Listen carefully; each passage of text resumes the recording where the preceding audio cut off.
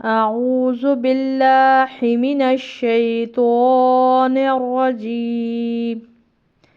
تختی نمبر 14 مشق تشدید سکون، یعنی شد والے حرف سکون یعنی جزم والے حرف کے ساتھ۔ بسم اللہ الرحمن الرحیم۔ آج ہم اس تختی کے تیسرے لفظ کو سمجھتے ہیں، پڑھتے ہیں۔ اس سے پہلے ہم شد کے اور جزم والے حرف کے، سکون والے حرف کے رولز کو ایک دفعہ دیکھ لیتے ہیں، دہرا لیتے ہیں۔ شد والا حرف ہمیشہ 2 بار پڑھا جاتا ہے، ایک دفعہ پچھلے والے حرف کے ساتھ ملا کر، دوسری بار اپنے اوپر جو بھی اس کے حرکات ہوتی ہیں، زبر زیر پیش، اس کے ساتھ۔ جزم والا لفظ یعنی سکون والا لفظ 1 بار پڑھا جاتا ہے پچھلے والے حرف کے ساتھ ملا کر۔ یہاں پر ہم نے 2 رولز اور اس میں دیکھنے پڑیں گے کہ حروف قلقلہ۔ حروف قلقلہ جو ہوتے ہیں وہ 5 ہوتے ہیں: با، جیم، دال، تو، قاف۔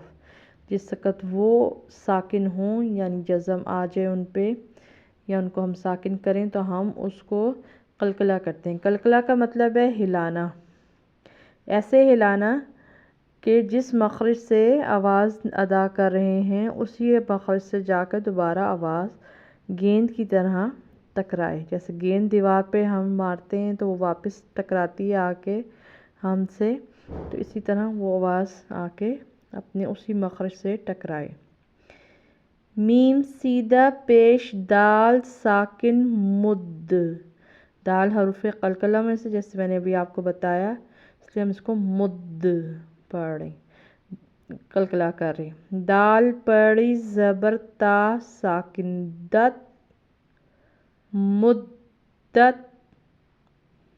یہاں پہ دال بھی ہم نے قلقلہ کیا، مگر پھر دال پڑی زبر تا ساکن دت، تا کو ہم ساکن کر رہے ہیں، اس لیے ہم اس کو ہلا کے نہیں پڑھیں گے کیونکہ یہ حروف قلقلہ میں سے نہیں ہے۔ مدت آسان لفظ ہے، انشاءاللہ آپ پریکٹس کریں تو جلدی آپ کو آ جائے گا، سارے رولز کو ذہن میں رکھتے ہوئے۔ اللہ حافظ۔